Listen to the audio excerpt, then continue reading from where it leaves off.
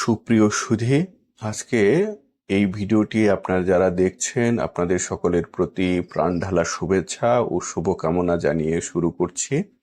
আশা করি আজকের ভিডিওটি আপনাদের জন্য বেশ সহায়ক হবে, বিশেষ করে যারা ডিগ্রি প্রথম বর্ষের শিক্ষার্থী আছেন এবং যাদের বিষয়টি রাষ্ট্রবিজ্ঞান।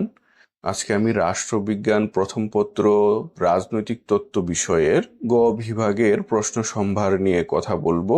বিগত সালের, বিশেষ করে 2014 থেকে 2021 সাল পর্যন্ত যতগুলো প্রশ্ন হয়েছে সেই প্রশ্নগুলোই একটু সুবিন্যস্ত করে আপনাদের সামনে তুলে ধরার চেষ্টা করব এই পর্বে। এই প্রশ্নগুলো শুধু বিগত সালের ফাইনাল পরীক্ষাগুলোতে আসছে সে কারণেই গুরুত্বপূর্ণ, শুধু তাই নয়, এই প্রশ্নগুলো প্রকৃতপক্ষেই রাজনৈতিক তত্ত্বের আলোচনায় বেশ গুরুত্বপূর্ণ। কাজেই সবাই এই প্রশ্নের উত্তরগুলো জানার চেষ্টা করবেন। তো চলুন আমরা প্রশ্ন তালিকাটি দেখে নিই। আমাদের প্রথম প্রশ্নটি হচ্ছে, রাষ্ট্রবিজ্ঞান পাঠের গুরুত্ব আলোচনা করো। এটি 2014 সাল এবং 2016 সালের প্রশ্ন। দ্বিতীয় প্রশ্নটি, রাষ্ট্রের উৎপত্তি সম্পর্কিত বিবর্তনমূলক মতবাদটি আলোচনা করো। এটি 2014 সাল, 2016 সাল, 2018 সাল এবং 2021 সালে আসছে। রাষ্ট্র ও সরকারের মধ্যে সম্পর্ক আলোচনা করো। এটি 2014 সালের প্রশ্ন। জাতি কাকে বলে? জাতি ও জাতীয়তার মধ্যে পার্থক্য আলোচনা করো। এটি 2014 সালের প্রশ্ন। সমালোচনা সহ প্লেটোর শিক্ষা পরিকল্পনা তত্ত্বটি আলোচনা করো। এটি 2014 সালে, 16 সালে, 18 সালে এবং 21 সালের প্রশ্ন। বিপ্লবের কারণ ও প্রতিকার সম্পর্কে এরিস্টটলের মতামত আলোচনা করো। এটি 2014, 2016 এবং 2018 ও 20 সালের প্রশ্ন। রাজনীতি, নৈতিকতা ও ধর্ম সম্পর্কে মেকিয়াভেলির ধারণা আলোচনা করো। এটি 2014 সাল, 16, 18 এবং 20 সালের প্রশ্ন। জন লককে কেন আধুনিক গণতন্ত্রের জনক বলা হয়? আলোচনা করো। এটি 2014 সাল, 2017, 19 এবং 21 সালের প্রশ্ন। রাষ্ট্রবিজ্ঞানের প্রকৃতি ও পরিধি আলোচনা করো। এটি 2015, 18 ও 21 সালের প্রশ্ন। রাষ্ট্রের উৎপত্তি সংক্রান্ত সামাজিক যুক্তি মতবাদ আলোচনা করো। এটি 2015, 17 ও 19 সালের প্রশ্ন। জন অস্টিনের সার্বভৌমত্ব তত্ত্বটি সমালোচনা সহ আলোচনা করো। এটি 2015, 17 ও 19 সালের প্রশ্ন। আধুনিক গণতান্ত্রিক রাষ্ট্রে স্বাধীনতার রক্ষাকবচ সমূহ আলোচনা করো।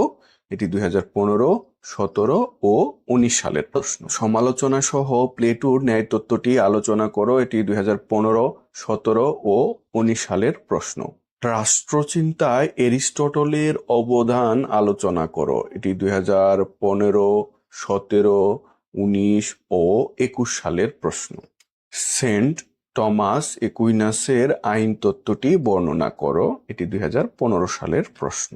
রুশোর সাধারণ ইচ্ছা তত্ত্বটি ব্যাখ্যা করো। এটি 2015, 18 ও 20 সালের প্রশ্ন।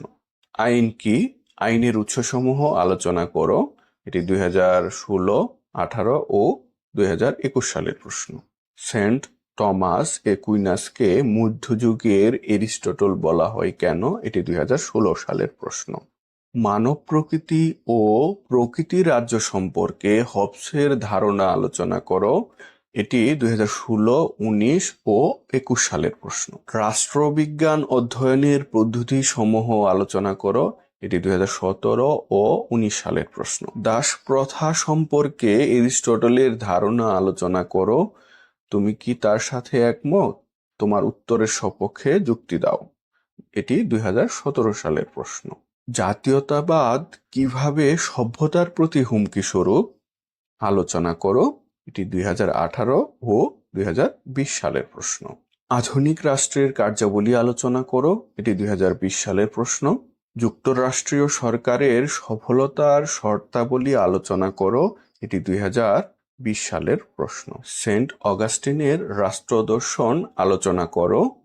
এটি 2020 সালের প্রশ্ন। সমালোচনা সহ প্লেটোর সাম্যবাদ তত্ত্বটি আলোচনা করো। এটিও 2020 সালের প্রশ্ন। অনিয়ন্ত্রিত আমলাতন্ত্র গণতন্ত্রের জন্য হুমকি স্বরূপ আলোচনা করো। এটিও 2020 সালের প্রশ্ন। 2014 সাল থেকে 2021 সাল পর্যন্ত মোটামুটি একটা প্রশ্নই ঘুরে ফিরে গ বিভাগের প্রশ্ন হিসাবে করা হয়েছে। ভিডিওটি আপনাদের কাছে ভালো লাগলে অবশ্যই অন্যদের সাথেও শেয়ার করবেন। আপনার মতামত জানাতে ভুলবেন না। আর যদি এখনো আমার চ্যানেলটি সাবস্ক্রাইব না করে থাকেন, অনুগ্রহপূর্বক সাবস্ক্রাইব করে নেবেন। আমার পাশেই থাকবেন এই আশায়, আপনাদের সুস্বাস্থ্য কামনায় আজকের মতো শেষ করছি। আল্লাহ হাফেজ।